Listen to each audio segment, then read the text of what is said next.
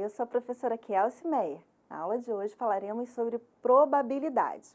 Mas antes de entrarmos no conceito de probabilidade, vamos refletir sobre algumas questões. O que será mais provável acontecer? Cair um raio na minha cabeça ou eu ganhar na Mega Sena? Então, pensa aí. Agora, o que isso tem a ver com probabilidade? Probabilidade tem a ver com chances de um evento acontecer. Quanto maior o número de chances, maior é o quê? A probabilidade. Ih, bugou aí na sua cabeça? Então, vem comigo entender melhor esse conceito através dos exemplos dos slides. Joana tem um pote com bolinhas de gude nas cores vermelha, verde e amarela. De olhos fechados, ela irá retirar uma bola. Que cor tem mais chance de ser retirada? Lembra da chance? Então, pensa aí, qual tem mais cor? Mas nós temos 4 alternativas. Qual que a gente já pode descartar de cara? Todas têm chances iguais. Por quê? Porque tem quantidades diferentes para o vermelho, para o amarelo e para o verde. Desses que sobraram, que tem mais quantidade é a vermelha. Então, que tem mais chances de ser retirada é a vermelha. Agora, e se ela quiser tirar uma que tem menos chances de ser retirada? É a que tem menos quantidade. Gente, qual que tem menos quantidade aí? A amarela. Vamos pensar. Quantas bolas nós temos no total nesse pote? São 6 bolas vermelhas, 3 bolas verdes e uma amarela. Somando, são 10 bolas. Então, qual é a chance de sair uma bola vermelha? Pensa, 6 de 10. Agora, qual é a chance de sair uma bola verde? 3 de 10. E qual é a chance de sair uma bola amarela? 1 de 10. Nesse caso, a palavra chance remete-se à ideia de quê? De probabilidade. Então, lembre, se você tem 6 vermelhas de um total de 10, a chance de sair uma bola vermelha é o quê? 6 de 10. E assim sucessivamente. Mas será que na probabilidade a gente fica escrevendo 6 de 10, 1 de 10, 3 de 10? Não, geralmente a gente escreve por fração. Vem comigo observar o detalhe. Você tem aqui, né, as bolas vermelhas, verdes e amarelas e as chances delas saírem. Mas a probabilidade, ela vai ser escrita em forma de fração. Então, 6 de 10 eu vou representar como 6 décimos. 3 de 10 como 3 décimos e 1 de 10 como 1 décimo. Então, nesse caso, a probabilidade ela vai ser escrita em forma de fração, onde o numerador são os casos favoráveis e o denominador vai ser o quê? A quantidade total. Como assim? Lembra das bolinhas? No caso da vermelha, você tem 6, de um total de 10. Então, fica o quê? A probabilidade de 6 décimos de sair uma bola vermelha. Se sair uma bola amarela, qual é a probabilidade? Você tem uma bola amarela de um total de 10. Então, você tem 1 décimo. Agora, para a gente poder entender melhor esse conceito, vem observar outros exemplos. Quantidade de casos favoráveis sobre quantidade de casos possíveis é como se escreve a probabilidade. Joana lançou um dado. Qual é a probabilidade de sair o número 3? Vamos pensar o seguinte, pode sair o número 1, pode sair o número 2, pode sair o número 3, pode sair o número 4, pode sair o número 5 ou o número 6. Nesse caso, ela quer a probabilidade de sair o número 3.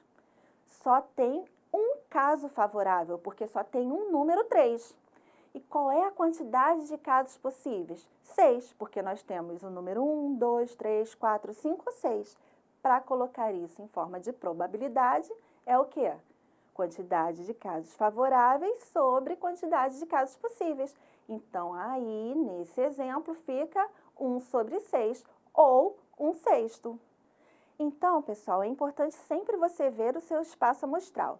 No caso do exemplo anterior, qual era o espaço amostral? Todos os números que um dado possui. 1, 2, 3, 4, 5 ou 6.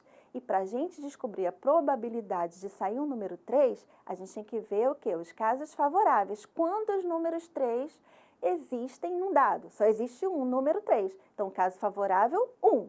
Casos possíveis, 6, porque são 6 números diferentes. Por isso, a probabilidade ficou de 1/6. Vamos ver mais um exemplo para poder ficar melhor esse conceito na sua cabeça. Joana lançou novamente o dado. Qual é a probabilidade de sair um número par?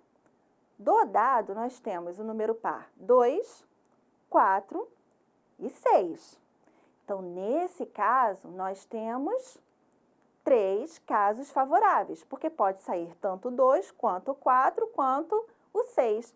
E quais são os casos possíveis? Todos os números. São 6 números, por isso nós temos 6 casos possíveis. Levando isso para a probabilidade, nós temos 3 de 6, que equivale a 3/6. Mas 3/6 é uma fração que eu também posso simplificar. Então, eu posso dizer que a probabilidade de sair um número par nesse dado é o quê? De 1/2, exatamente a metade, pois temos 6 números no total e 3 chances de sair um número par.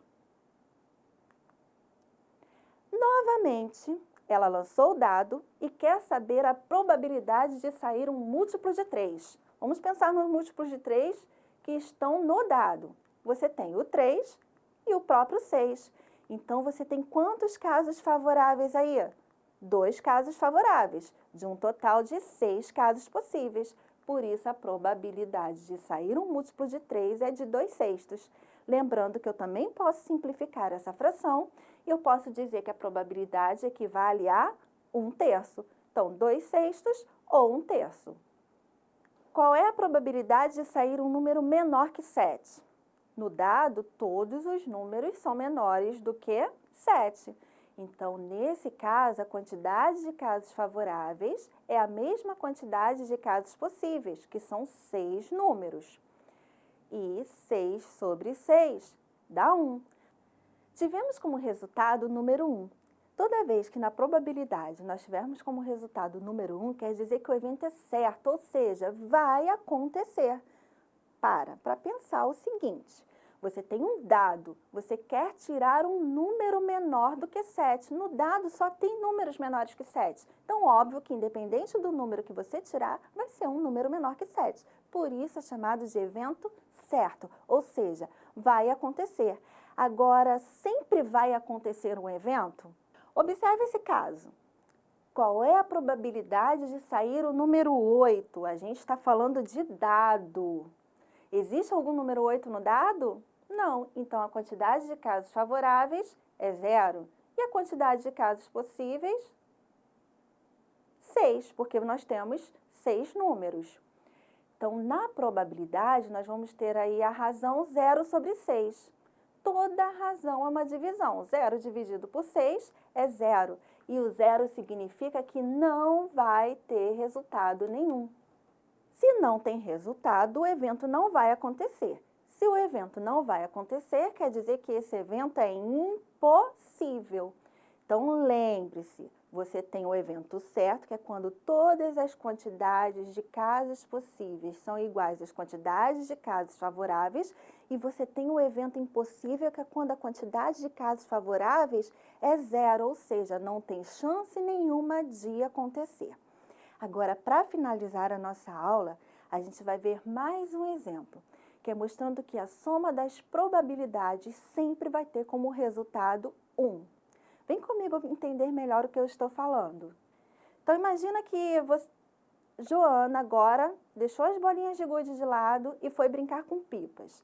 Ela tem 5 pipas vermelhas, 3 pipas verdes e 2 pipas azuis. Qual é a probabilidade de, ao pegar uma pipa, sair uma pipa vermelha? Lembra, como que eu calculo a probabilidade? Colocando a quantidade de casos favoráveis sobre a quantidade de casos possíveis. São 5 casos favoráveis, porque são 5 pipas vermelhas. 10 casos possíveis, porque são 10 pipas no total. Então, a probabilidade de sair uma pipa vermelha é de 5 décimos. E a probabilidade de sair uma pipa verde? 3 sobre 10, 3 décimos. E a probabilidade de sair uma pipa azul? 2 décimos, porque são 2 pipas azuis de um total de 10. Agora, vamos somar as 3 probabilidades. Você tem aqui 5 décimos da vermelha, 3 décimos da verde, 2 décimos da azul. Então, a gente faz a soma de todas as probabilidades. 5 décimos mais 3 décimos mais 2 décimos. O que nós temos é a soma de frações com o mesmo denominador. Nesse caso, nós temos uma soma de frações. Como que eu faço essa soma de frações? Nós repetimos o denominador e somamos os numeradores.